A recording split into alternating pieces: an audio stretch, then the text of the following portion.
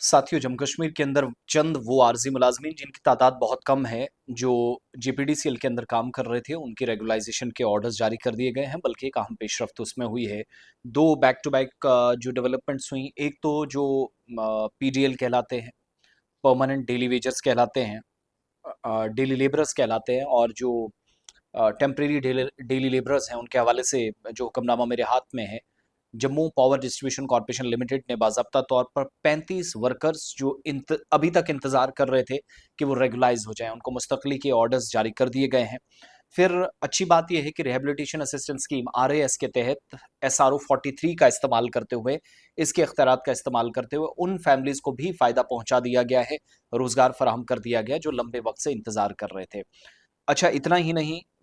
एक और मेजर जो डेवलपमेंट हुई, 32 केसेस हैं जो प्रोविज़न है एसआरओ के तहत किसी को मुलाज़मत फ़राहम करना, या सरकारी मुलाज़मीन मुलाज़मत के दौरान इसकी ज़िंदगी से चल बसे, या जिनको करंट लगा था, किसी वजह से इस दुनिया से जा चुके थे, बिजली महकमे में काम करते-करते, उन तमाम लोगों का ख़्याल रखा गया।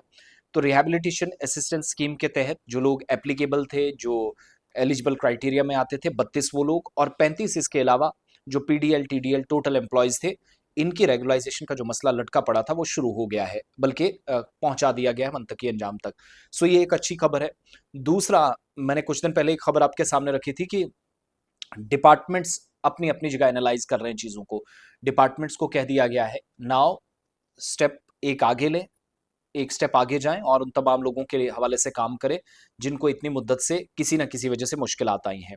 अब बड़ी बात यह है कि Jammu power distribution corporation limited ने नोटिस के साथ जारी जो एक्सेचर ए है, इस एनेक्चर ए में शामिल जो उम्मीदवार है, उनको डायरेक्शन दी है कि 21 दिन के अंदर अपनी ईमेल आईडी और जो कॉन्टैक्ट है उसकी तफसीलात मैनेजिंग डायरेक्टर के का जो एडमिनिस्ट्रेटिव डिपार्टमेंट है वहां जमा कराएं, ताकि ई वेरिफिकेशन रूल्स के मुताबिक criminal investigation department Jammu Kashmir में उनके हवाले से उनका जो किरदार है या कैरेक्टर सर्टिफिकेट है, और जो पिछली रिपोर्ट्स हैं वो भी हासिल की जाएंगी। ईमेल के जरिए वो सारी चीज़ें सामने आएंगी।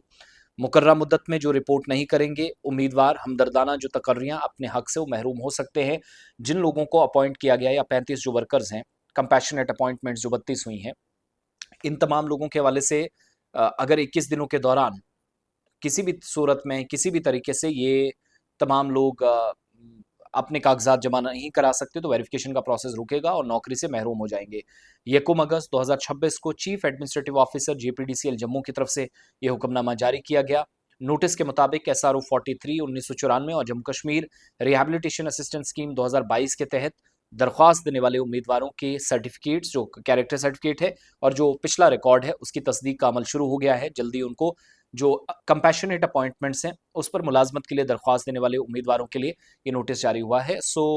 थैंक्स गॉड, फाइनली ये हुआ। 35 फैमिलीज़ हैं, मुश्किल दौर से गुजर रही थी, कई लोग इस दुनिया में नहीं, उनके आगे जो लोग काम कर रहे थे, कंपैशनेट अपॉइंटमेंट जिनको मिलनी थी वो भी इंतज़ार कर रहे थे, बच्चे बच्चियाँ, कई ख़वातीन मुतासर हो रही थी, ये स्कीम आगे नहीं बढ़ पा रही थी या काम नहीं हो पा रहा। तो महकमों से शुरुआत हो रही है, अल्लाह करे कि आइंदा असम्बली सेशन से पहले